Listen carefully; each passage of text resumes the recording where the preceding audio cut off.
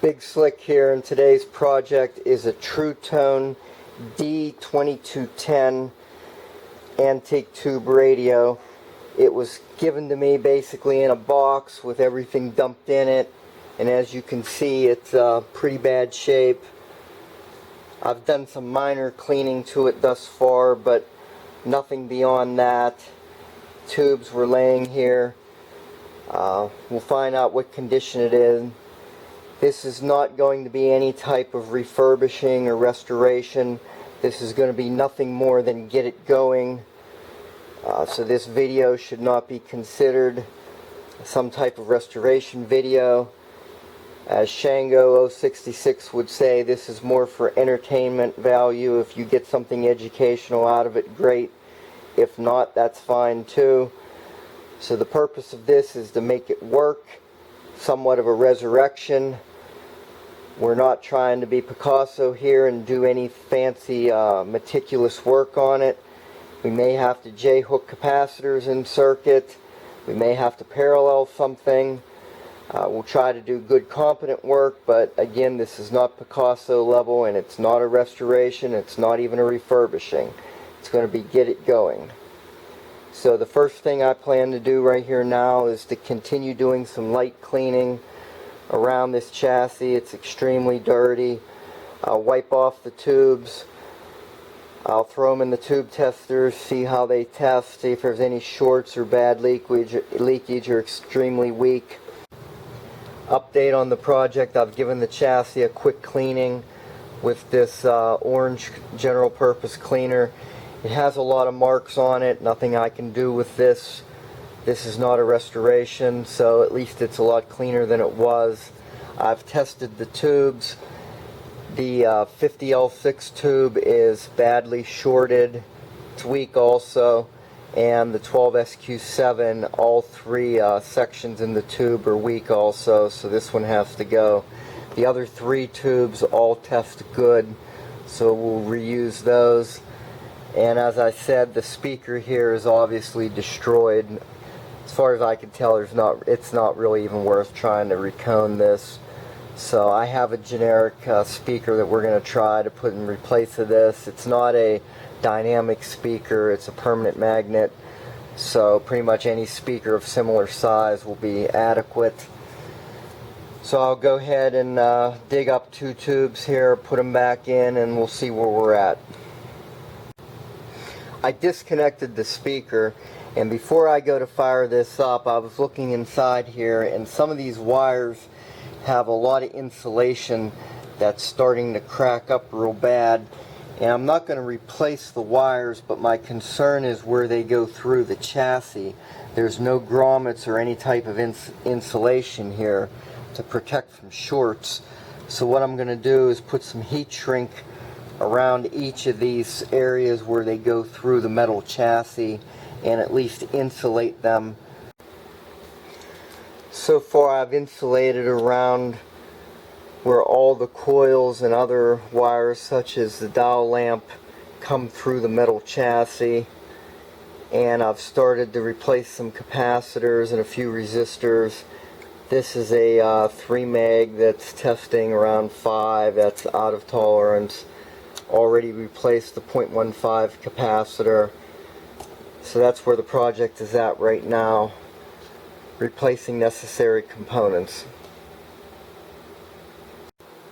A quick update on the cosmetics. This radio is missing the 3 chrome strips that are similar to the molding around the edge of the cabinet.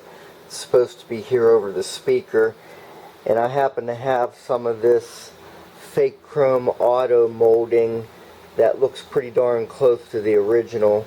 So I'm going to go ahead and throw this on the radio, and I think it'll look nice in all 3 positions here. Status update on the project. I installed 2 new tubes, a 12SQ7 and a 50L6.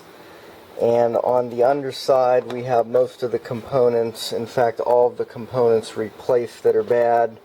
There was only one resistor that was out of tolerance, and all of the other capacitors have been replaced except for the micas.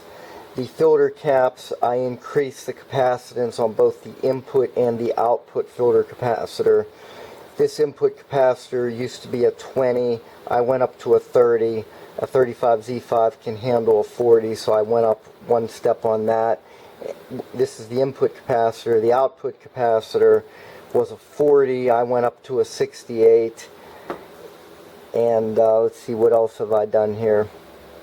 I rewired the input correctly so that the hot lead first goes to an inrush current limiter, goes to a 1 amp fuse, then goes straight up to the power switch. The output of the power switch goes to the rectifier tube. That's the safest way you can wire one of these All-American 5s.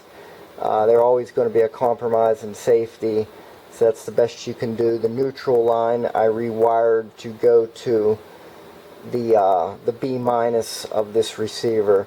This is not a pure hot chassis in that one side does not connect directly to the chassis.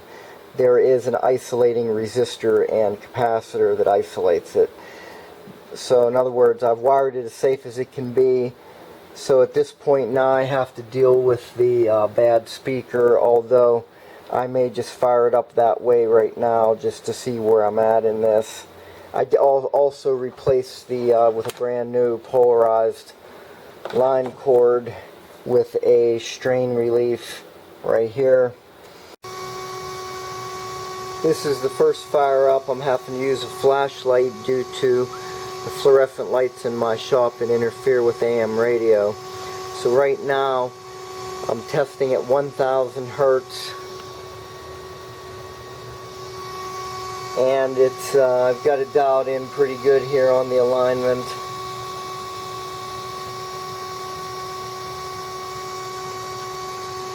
So at this point what I'm going to do is replace this speaker since it's obviously distorted and all messed up, and I'll give it a final check out from there. It's back together, and I did a little bit of cosmetic touch up to it. I had chrome strips that were almost identical to the original. These are plastic chrome used for automotive uses, but they matched up excellent for this, and did another little bit of cleaning. The knobs are completely wrong. I do not have the correct ones, so I'm going to have my friend pick them up if he wants to. Other than that, the radio turned out pretty nice. Got the old polka music here, can't beat that. So there it is, a Truetone D2210